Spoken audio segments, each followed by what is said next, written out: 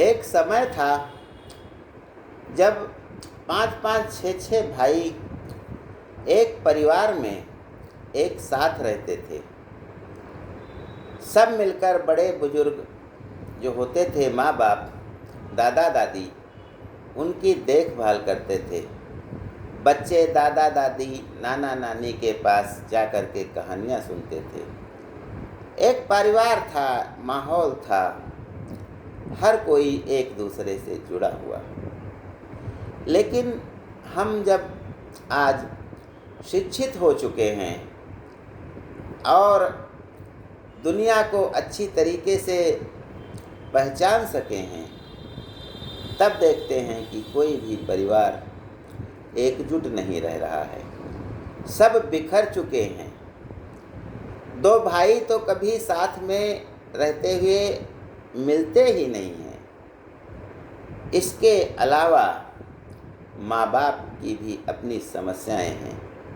अब वे घर के मालिक नहीं रहे हैं, क्योंकि घर का मालिक बेटा और बहू हो गए। पहले माँ बाप के जब यदि एक लड़का होता था तो यह कल्पना ही नहीं की जा सकती थी कि वह भी अपने माता पिता से अलग हो जाएगा, क्योंकि अलग हो जाएगा तो बुढ़ापे की स्थिति में माँ बाप की सेवा कौन करेगा। लेकिन अब वे परिस्थितियाँ भी आ चुकी हैं कि बेटा बहू से भी नहीं निपटती है बड़े बुजुर्गों की, और वे अलग थलग परिवार में पड़े हुए हैं। प्रयास तो उन्होंने बहुत किया, बहू को उन्होंने बेटी भी बनाया। बेटी भी उनको पिताजी कहती है, सास को मम्मी कहती है, लेकिन कहती ही है। जो अपनत्व होना चाहिए ससुर और बहू या सास और बहू के बीच में, वह तो कहीं दिखाई नहीं देता। ऐसा क्यों है? ज्ञान गंगा के इस 3 पत्ती कार्यक्रम में आज हम करते हैं इस पर चर्चा। बहू अपने ससुर को पिताजी और सास को माताजी कह तो रही है, लेकिन न तो वह बेटी बन सकी है और न सास ससुर उसके माँ बाप बन सके हैं। केवल कहने मात्र से कुछ नहीं होता, किसी की प्रकृति नहीं बदलती है। तो इसके लिए हमारी मानसिकता स्वयं की जिम्मेदार है, जो स्वार्थग्रस्त है। और जब स्वार्थ होता है, जहाँ स्वार्थ छिपा होता है, वहाँ रिश्ते बेईमानी हो जाते हैं, कुछ काम नहीं करते हैं। हम वही हैं, लेकिन जब हमारे लड़के की शादी होने होती है तो दहेज मिलता है, हम बहुत खुश होते हैं, मांग जांच करते हैं लड़की वालों से कि इतने रुपए चाहिए, ऐसी गाड़ी चाहिए, ऐसी सेवा होनी चाहिए बारातियों की। जब मिलना होता है बहुत खुश हैं, देना होता है बहुत दुखी। अब लड़की की शादी करने गए हैं, सोचते हैं कम से कम पैसा पड़े, अच्छे लोग मिलें।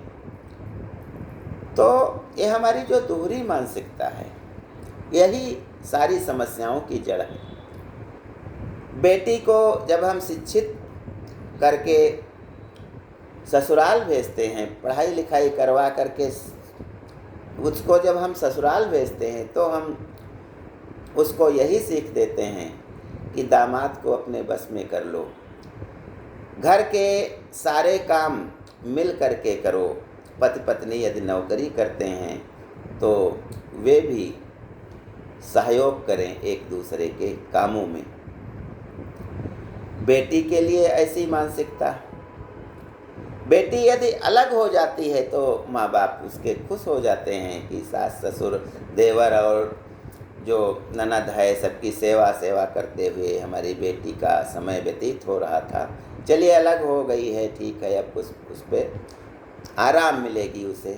तो यह मानसिकता बेटी के लिए है। लेकिन जब बहू आई है तो उसे हमें अपेक्षाएं हैं, माँ बाप की अपेक्षाएं हैं, सास ससुर की अपेक्षाएं हैं कि उनका भी ध्यान रखे, उनको समय से दवाई खिलाए, समय से खाना दे, देवर और ननद जो भी घर में रह रहे हैं उनकी भी सेवा करे, सबकी सेवा करे। नौकरी करती है तब भी आते ही रसोई में जा कर के चाय और नाश्ता बनाए, जबकि बेटे के लिए कुछ और नियम है।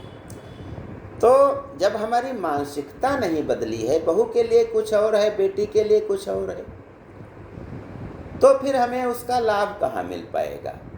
मात्र मम्मी पापा कहने से थोड़ा ना कुछ हो सकता है। कह तो बहू ने दिया मम्मी पापा, लेकिन क्या सास ससुर उसको बेटी की निगाह से देख पाए? नहीं देख पाए, क्योंकि बेटी के लिए अलग उन्होंने नियम कानून बना रखे हैं, बहू के लिए त्याग तपस्या वाले अलग नियम कानून बना रखे हैं। तो जब तक एक जैसा हम सोचेंगे नहीं, हमें कहने से मम्मी पापा नहीं कुछ होता है। बहू सास ससुर को मम्मी पापा कहने लगी, सब हो गया, बेटी बन गई, नहीं बनी। दिल पर ये रिश्ते लिखे जाते हैं, कहने से नहीं होता है, दिल पर लिखे जाते हैं। और अगर दिल से कोई बहू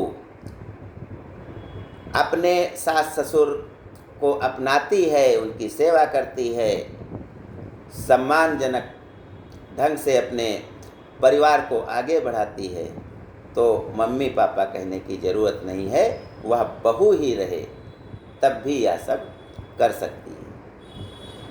सास बहू के झगड़े बहुत पुराने हैं, लेकिन अब जो है समय बदल चुका है। बहुएं सोच रही हैं कि क्या फ़ायदा है सास से झगड़ा करके, तो वे आपस में प्रेम से रहने भी लगी हैं। धीरे धीरे हमारे समाज में सुधार हो जाएगा, यह मानसिकता बदल जाएगी, तो बेटी और बहू में फिर हम अंतर करना छोड़ देंगे। और जिस दिन अंतर करना छोड़ देंगे उस दिन बेटी बहू बन जाएगी और बहू बेटी बन जाएगी। कहा जाता है कि मेरे बहू और बेटा नहीं कुछ करते हैं, बेटी 4 दिन के लिए आ गई तो वह बहुत कुछ करती है, माँ बाप के लिए खूब सेवा करती है, समय से दवाई देती है। लेकिन यहाँ ध्यान रखना चाहिए, हमें बड़े बुजुर्गों को भी ध्यान रखना चाहिए कि वो 4 दिन के लिए आई है तो ऐसा कर रही है। वह अपनी छाप छोड़ करके जाना चाहती है कि पिताजी और मम्मी की मैंने सेवा की है, लेकिन आप यदि उसके घर पहुंच जाएंगे तो शायद जो बेटा बहू कर रहे हैं वह भी उतना भी बेटी और दामाद नहीं कर पाएंगे, क्योंकि 4 दिन के लिए जो आई है वह दिखावे के लिए करती है, और जब करना पड़ता है तो बहुत कष्ट होता है। किसी के लिए आजकल कोई करना नहीं चाहता है।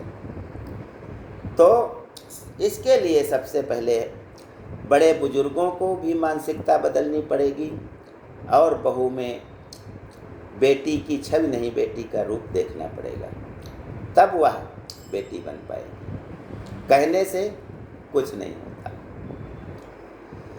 अगली बात मैं बताना चाहता हूँ कोहिनूर हीरे के संबंध में। कहा जाता है कि यह हीरा इतना कीमती है कि इसको यदि बेच दिया जाए तो सारी दुनिया के जो 8 से 9 अरब लोग हैं उनको 3 दिन तक खाना खिलाया जा सकता है। अब कल्पना कीजिए इतना महंगा हीरा। हीरा क्या है तो कोयला ही, लेकिन वह जब पकता है, आग में जलता है, तो वह हीरे के रूप में आता है, कोयला भी हीरा बन जाता है।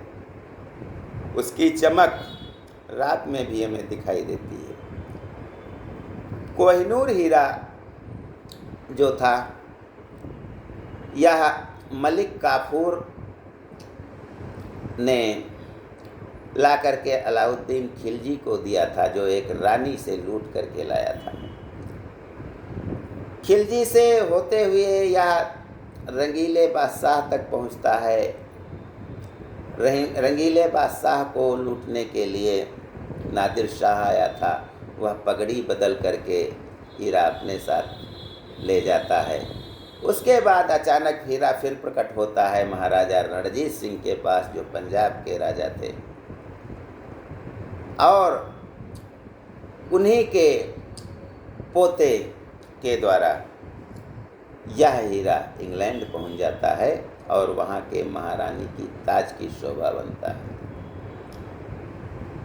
कहा जाता है कि कोहिनूर जिसके भी पास रहा उसे आगे बढ़ने नहीं दिया, शापित हीरा है।